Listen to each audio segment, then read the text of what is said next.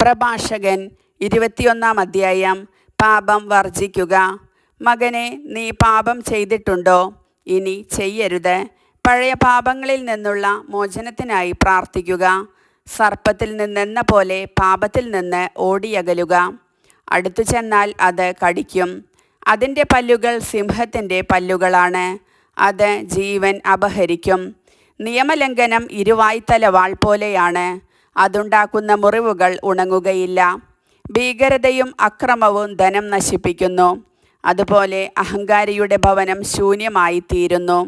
ദരിദ്രൻ്റെ പ്രാർത്ഥന ദൈവം കേൾക്കുന്നു. അവന് നീതി ലഭിക്കാൻ വൈകുകയില്ല.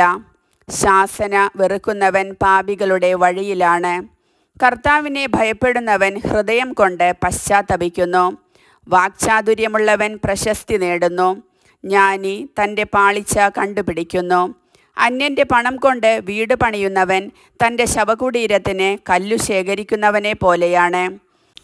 ദുഷ്ടരുടെ സമൂഹം ചണനാര് കൂട്ടിവച്ചതുപോലെയാണ്. അവർ അഗ്നിയിൽ എരിഞ്ഞു തീരും. പാപിയുടെ പാത കല്ലുപാകി മിനുസപ്പെടുത്തിയിരിക്കുന്നു. അത് അവസാനിക്കുന്നത് പാതാളത്തിലാണ്.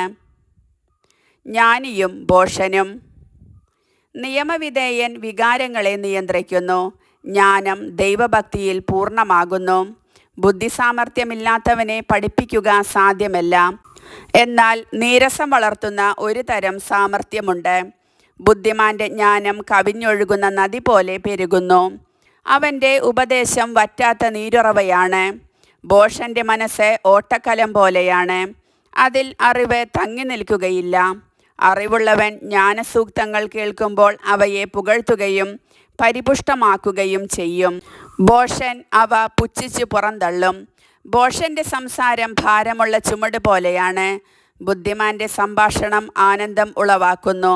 സദസ്യർ ബുദ്ധിമാന്റെ സംസാരം സ്വാഗതം ചെയ്യുകയും അതേപ്പറ്റി ചിന്തിക്കുകയും ചെയ്യുന്നു. ഭോഷന് ജ്ഞാനം വീണു തകർന്ന വീട് പോലെയാണ്. അജ്ഞൻ്റെ അറിവ് പരസ്പര ബന്ധമില്ലാത്ത പുലമ്പലാണ്. മൂഢന് വിദ്യാഭ്യാസം കാലുകളിൽ ചങ്ങല പോലെയും വലത്തുകൈയിൽ വിലങ്ങുപോലെയും ആണ്. ഭോഷൻ ഉറക്കെ ചിരിക്കുന്നു. ബുദ്ധിമാൻ നിശബ്ദം പുഞ്ചിരിക്കുന്നു. ബുദ്ധിമാന് വിദ്യ സ്വർണ്ണാഭരണം പോലെയും വലത്തുകൈയിൽ വള പോലെയും ആണ്. ഭോഷൻ വീട്ടിലേക്ക് തള്ളിക്കയറുന്നു. അനുഭവസമ്പന്നൻ ഉപചാരപൂർവം അതിൻ്റെ മുൻപിൽ നിൽക്കുന്നു. സംസ്കാരശൂന്യൻ വീട്ടിനുള്ളിലേക്ക് ഒളിഞ്ഞു നോക്കുന്നു. സംസ്കാരസമ്പന്നൻ പുറത്ത് കാത്തു നിൽക്കുന്നു. വാതിൽക്കൽ ഒളിഞ്ഞു നിന്ന് ശ്രദ്ധിക്കുന്നത് അപമര്യാദയാണ്. വിവേകി അങ്ങനെ ചെയ്യാൻ ലജ്ജിക്കും.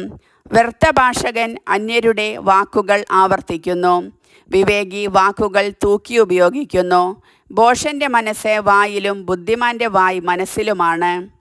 ദൈവഭയമില്ലാത്തവൻ പ്രതിയോഗിയെ ശപിക്കുമ്പോൾ തന്നെ തന്നെയാണ് ശപിക്കുന്നത്. പരദൂഷകൻ തന്നെ തന്നെ മലിനനാക്കുന്നു. അവൻ അയൽക്കാർക്ക് നിന്ദ്യനാണ്. കർത്താവിൻ്റെ വചനം.